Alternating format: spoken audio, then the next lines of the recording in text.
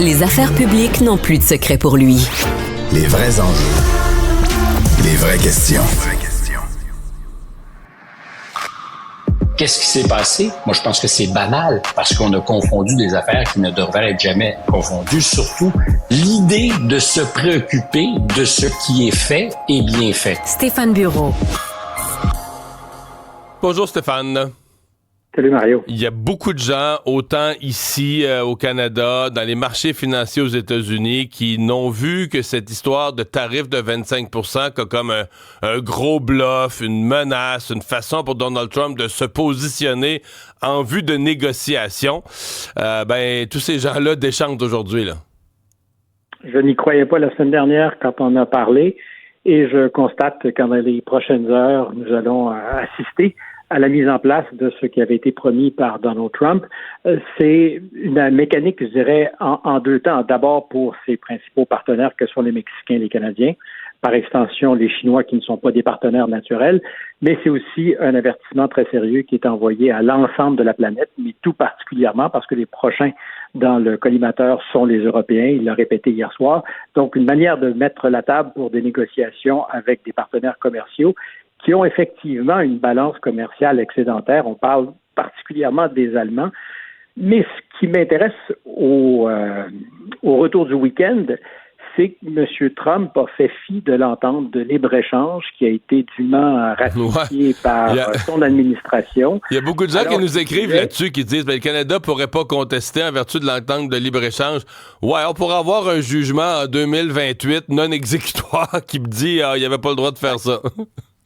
Et les Chinois, eux, en appellent à l'Organisation mondiale du commerce, où il n'y a plus de juges, en partie, entre autres, parce que les Américains font du blocage. Donc, je pense pas que les Chinois auront raison à l'Organisation mondiale du commerce bientôt, mais c'est une bataille de principe qu'ils livrent. Ils n'ont pas encore exprimé ce que seront les mesures de rétorsion. Mais dans le cas du Canada, on est donc, et du Mexique, on est en face d'un partenaire commercial qui dit ma signature sur une entente ne vaut rien. La règle de droit est apparemment suspendu aux États-Unis, et c'est la différence d'ailleurs entre nos civilisations et d'autres, le contrat, il est sacré. Alors évidemment, il pourrait alléguer que le contrat est respecté, mais que c'est pour des raisons d'urgence qu'il applique ses droits douaniers. Inutile de revenir sur les détails, il a toujours dit que c'est l'urgence migratoire, le problème de la drogue, qui est à l'origine de ce déploiement de tarifs. Mais dans la vérité, et il l'a dit la semaine dernière, il en veut aussi à des partenaires qui, selon lui, ne sont pas équitables. Alors, si c'est suspendu éventuellement parce qu'il serait satisfait de ce qui se passe à la frontière, moins inquiet par le fentanyl, il y aurait très certainement une volonté musclée de renégociation. Mais au-delà de tout, moi, je pense qu'on est dans un univers d'hyperpuissance. C'est évidemment le droit le plus strict du président des États-Unis.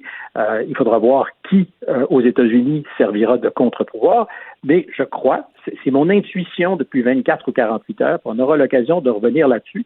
C'est probablement audacieux, mais je pense qu'on se retrouve dans un contexte, dans un univers politique qui sera dominé très certainement par les États-Unis, sans faux semblants, sans complexe, et où la règle de droit peut devenir ou sera considérée comme la béquille des faibles.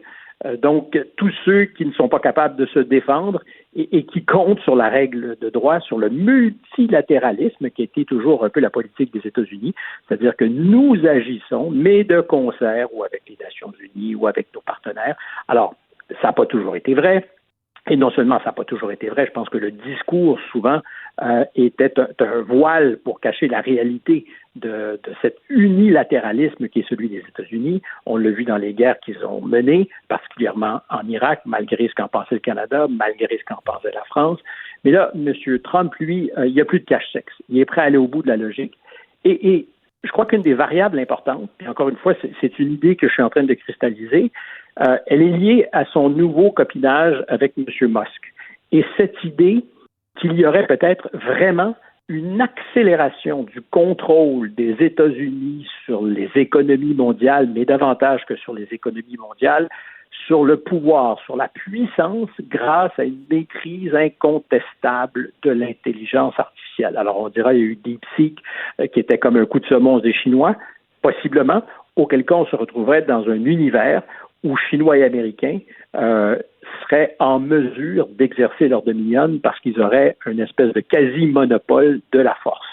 Les rapports entre les États, c'est en fait un super wake-up call à tout le monde et à l'hypocrisie qui est celle de tous les grands partenaires internationaux, qui expliquent qu'il y a des règles morales qui font fonctionner les rapports entre les États. La vérité, ce que dit aujourd'hui M. Trump, alors on peut pleurer, c'est que seuls les rapports de force, quand on est capable de les exercer, comptent. Et c'est la règle avec laquelle il faudra apprendre à vivre parce que je ne le vois pas baisser la garde. Eh bien, rapport de force. Et lui, dans son pays, il n'y a plus trop d'opposition. Je veux dire, il est tout puissant mondialement, tout puissant localement aux États-Unis, sans contrepoids. Donc, j'ai l'impression qu'il va nous en faire, baver. Merci Stéphane. On se reparle demain. Salut Mario. Au revoir.